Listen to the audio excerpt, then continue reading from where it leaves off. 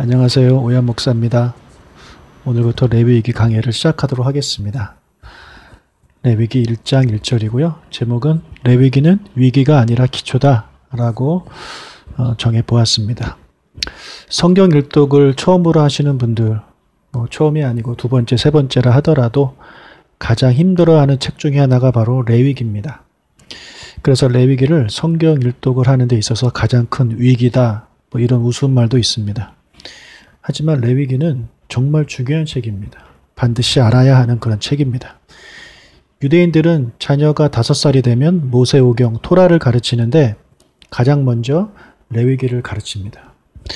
우리 생각에는 당연히 첫 번째 책인 창세기를 가르칠 것 같은데 레위기를 가르치는데 그 이유가 무엇이냐? 레위기가 바로 성경의 기초가 되는 책이기 때문에 그렇습니다. 어떤 것을 배울 때 제일 먼저 배우는 것이 기초고, 기초는 정말 중요합니다. 기초가 튼튼하지 않으면 그 뒤에 다른 기술을 배운다든지 건물을 지을 때도 마찬가지죠. 기초가 제대로 되어 있지 않으면 높이 쌓으면 쌓을수록 위험해지는 것입니다. 그래서 유대인들이 5살짜리 아이들에게 레위기를 가르치는 이유가 바로 레위기가 성경의 기초가 되는 책이기 때문에 그렇습니다. 레위기는 크게 두 파트로 나누어지는데 전반부는 거룩한 제사법을 통해 예배를 가르칩니다. 그리고 후반부는 성결한 도덕법을 통해 그리스도인의 생활에 대해서 가르치고 있습니다. 예수님께서 구약의 율법을 하나님 사랑, 이웃 사랑으로 요약해 주셨는데 이 요약이 바로 레위기에서 온 것입니다. 레위기는 제사를 통해 하나님을 사랑하는 법을 가르치고 있고 이웃 사랑하기를 내 몸과 같이 하라는 구절을 중심으로 그리스도인의 삶의 규범에 대해서 가르치고 있습니다. 성경이 총 66권으로 되어 있는데 65권의 성경이 레위기 한 권과 다 연결되어 있습니다. 하나님께서는 레위기를 통해 하나님의 백성들에게 하나님을 사랑하고 예배를 통해 하나님을 사랑하고 그리고 성결법을 통해 이웃을 사랑할 것을 말씀해 주셨습니다. 이 레위기가 다른 책과 어떻게 연결이 되는지 말씀을 드리도록 하겠습니다. 창세기는 이런 레위기의 말씀을 주신 여호와 하나님이 어떤 분인지를 설명해 주고 있습니다. 레위기의 말씀을 주신 하나님은 천지를 창조하신 분이고 인간을 만드신 분이심을 말씀해 주고 있습니다. 그리고 그분은 거룩한 분이시기 때문에 인간이 범죄하였을 때 하나님께서 그들을 징계하시고 벌을 주시고 심판하시는 그런 분이심을 창세기를 통해서 말씀해 주고 있고요. 그 다음에 출애굽기는 애굽에서 나온 이스라엘 백성이 나오는 이야기를 다룬 책인데 하나님께서 이스라엘 백성을 왜 애굽에서 나오게 하셨는지를 가르쳐 주고 있는 것이 바로 이 출애굽기입니다. 레위기를 통해 주신 이 말씀대로 하나님을 예배하고 하나님의 백성답게 살게 하려고 애굽에서 나오게 하신 것입니다. 왜냐하면 그들이 애굽에서 살 때는 종으로 살았기 때문에 레위기의 말씀대로 살 수가 없는 그런 상황입니다. 그래서 레위기의 말씀대로 살 수 있게 하시기 위해서 그들을 애굽에서 나오게 하신 것을 기록한 책이 바로 출애굽기입니다. 또 민수기는 백성의 숫자를 기록한 책인데 하나님의 말씀, 레위기의 말씀대로 살아가는 하나님의 백성의 숫자가 얼마인가를 기록하고 있습니다. 그런데 레위기의 첫 번째 등장하는 이 인구조사의 백성의 숫자보다 민수기가 끝나는 뒤쪽에 나오는 인구조사의 숫자가 오히려 더 적습니다. 원래는 시간이 지났기 때문에 늘어나는 것이 정상인데 줄어듭니다. 왜냐하면 하나님께서 레위기의 말씀대로 살지 않는 이스라엘 백성들의 일부를 징계하셨기 때문에 그렇습니다. 그래서 하나님의 말씀대로 살아가지 않으면 하나님의 그런 생명책에서 이름이 지워진다라는 것을 우리에게 보여주고 있습니다. 그래서 우리 민수기를 통해서 하나님을 믿었는데 신앙생활을 하면 할수록 오히려 뒤에 가서 하나님의 말씀, 즉 레위기의 말씀을 지키지 않아서 하나님께 인정받지 못하는 그런 사람이 될 수 있다는 것을 우리가 이제 보고 깨닫게 되는 것이죠. 신명기는 모세가 가나안 땅에 들어가기 전에 40년의 광야 생활을 회상하면서 레위기의 말씀을 가지고 설교하는 그런 설교문입니다. 가나안에 들어가게 되면 레위기의 말씀대로 살 것을 설교하고 있는 그런 책입니다. 이후부터 나오는 여호수아부터 에스더까지의 책을 역사서라고 부르는데, 이 역사서는 가나안 땅에 들어간 이스라엘 백성들이 레위기의 말씀대로 살았는가 아닌가를 기록한 책입니다. 그리고 욥기부터 나오는 시가서는 레위기의 말씀대로 살아가는 자들에게 하나님께서 지혜를 주시고 하나님으로부터 지혜를 받은 자들이 하나님을 찬양하는 내용이 기록된 책이 바로 시가서입니다. 반면에 선지서는요, 레위기의 말씀대로 살지 않았던 이스라엘 백성들에게 레위기의 말씀대로 살아야 할 것을 선지자를 통해 하신 말씀을 기록한 책들입니다. 시가서가 5권인데 이 선지서는 무려 17권이나 됩니다. 이것은 우리에게 무엇을 말해줍니까? 하나님의 말씀대로 살았던 사람들보다 그렇지 않은 사람들이 훨씬 많았고 그 기간이 훨씬 길었다는 것을 우리에게 보여주고 있습니다. 그리고 신약은 레위기의 말씀을, 그 대상을 이스라엘에서 세계 열방으로 확장한 그런 약속이 바로 신약입니다. 이렇게 성경 66권의 기초가 되는 책이 바로 레위기입니다. 그래서 우리는 레위기를 잘 배워야 합니다. 레위기를 모른 채 다른 책들을 읽으면 이해가 안 되는 부분도 많고 오히려 더 성경 읽기가 어려워지게 되는 것입니다. 그래서 이 레위기가 얼마나 중요한지를 제가 말씀을 드렸고요. 그래서 오늘은 레위기 첫 시간으로 성막에 대해서 좀 말씀드리려고 합니다. 레위기 1장 1절을 읽겠습니다. 여호와께서 회막에서 모세를 부르시고 그에게 말씀하여 이르시되. 자, 여기 1절에는 회막이라고 나오는데 성막의 또 다른 이름입니다. 다른 곳에서는 증거막 또는 범막 이렇게 또 불리기도 했는데 성막이 가장 일반적인 그런 이름입니다.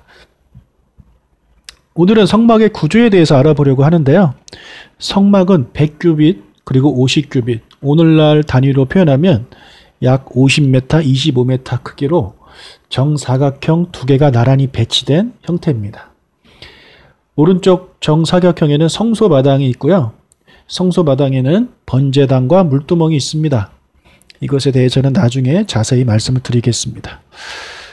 그리고 왼쪽 정사각형에는 지성소와 성소가 있습니다. 성소는 성스러운 장소라는 뜻이고 지성소는 지극히 성스러운 장소라는 뜻입니다. 여기서 성소는 내성소라고도 불리는데 내성소에는 향단과 떡상과 촛대가 있습니다. 그리고 마지막에는 지성소가 있는데 거기에는 이제 법궤가 놓여 있습니다. 각 정사각형 중앙에는 번제단과 법궤가 놓여져 있었는데 이 사실은 우리에게 성소의 기물 중에 번제단 그리고 법궤가 정말 중요한 것임을 보여주고 있는 것이죠. 이 번제단과 법궤를 무엇으로 만들었습니까? 네, 바로 조각목으로 만들었습니다. 성막에서 가장 중요한 곳은 지성소입니다. 이곳에 놓인 법궤에 하나님께서 임재하셨습니다. 그래서 법궤 그 뚜껑과 같은 것을 이제 시은좌라고 말을 합니다. 은혜의 보좌라고 말을 합니다. 거기 하나님이 임하십니다.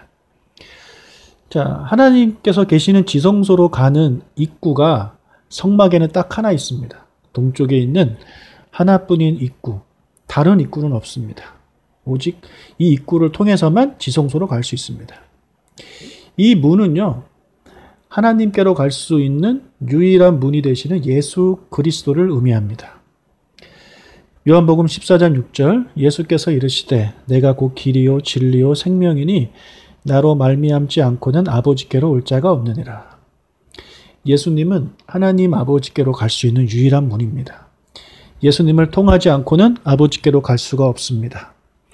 예수님을 믿지 않고는 아버지가 계시는 천국에 갈 수가 없고 예수님을 구주로 믿지 않고서는 의롭게 될 수가 없는 것입니다. 그래서 이 동쪽 문은 오직 하나님께로 갈 수 있는 하나의 문인 이 동쪽 문은 예수 그리스도임을 우리에게 보여주고 있는 것입니다. 여러분, 예수님만이 유일한 우리의 구원자가 되십니다. 우리 모든 조각목교회 성도님들은 모두 다 예수님을 믿어 하나님의 자녀가 되어 구원받기를 주의 이름으로 축복합니다. 자, 그런데 이 성막의 입구는요, 동서남북 중에 동쪽에 위치해 있습니다. 즉 지성소로 가려면 동쪽에서 서쪽으로 가야 하는 것입니다. 서쪽으로 갈수록 하나님께 가까워지고 반대로 동쪽으로 갈수록 하나님과 멀어집니다. 자, 이것은 일종의 방향 공식인데요.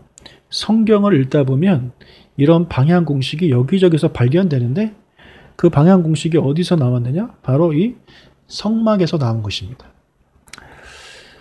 자, 예를 들자면 아담이 죄를 짓고 에덴 동산에서 쫓겨났는데 동쪽으로 쫓겨납니다. 창세기 3장 24절에 보면 하나님이 그 사람을 쫓아내시고 에덴 동산 동쪽에 그룹들과 두루 도는 불칼을 두어 생명나무의 길을 지키셨다고 말하고 있습니다. 에덴 동산의 동쪽을 지켰다는 것은 아담과 하와가 동쪽으로 쫓겨났기 때문입니다. 그리고 그의 아들 가인이 아벨을 살해를 합니다. 살해를 하고 어디로 떠나느냐? 동쪽으로 떠납니다. 창세기 4장 16절에 보니까 가인이 여호와 앞을 떠나서 에덴 동쪽 놋 땅에 거주하더니, 그리고 또 롯이 나오는데 롯이 아브라함과 헤어질 때 어느 쪽으로 갔냐면 동쪽으로 갑니다. 동쪽에 있는 소돔과 고모라로 가요. 창세기 13장 11절. 그러므로 롯이 요단 온 지역을 택하고 동으로 옮기니 그들이 서로 떠난지라. 그리고 나중에 이스라엘이 멸망해서 포로로 끌려갈 때도 동쪽에 있는 바벨론으로 끌려갑니다. 이렇게 성경에서 동쪽으로 가는 것은 하나님과 멀어짐을 의미하고 있습니다. 이와 반대로 동쪽에서 서쪽으로 가는 것은 하나님과 가까워지는 것을 보여주고 있습니다. 바벨론으로 끌려갔던 이스라엘이 귀환할 때 예루살렘이 있는 서쪽으로 돌아갑니다. 그리고 출애굽한 후에 이스라엘 백성이 가나안 땅에 입성할 때도 요단강 동편에서 서쪽으로 건너갑니다. 그리고 예수님이 태어나셨을 때 왔던 박사들을 동방박사라고 부르는데 그들도 동쪽에서부터 서쪽으로 옵니다. 그리고 와서 예수님을 경배합니다. 자, 또 흥미로운 것은 복음이 전 세계로 전파될 때도 동쪽이 아닌 서쪽으로 갑니다. 이스라엘 땅에서 서쪽인 유럽으로 가고 거기서 아메리카 대륙으로 가고 거기서 다시 계속 서쪽으로 가서 아시아로 전파되고 이제는 이스라엘로 가고 있습니다. 이렇게 서쪽으로 가는 것은 성경에서 하나님과 가까워감을 의미하고 있습니다. 자, 이것을 우리는 이 방향 공식을 성막의 구조를 통해서 이제 알게 되는 것입니다.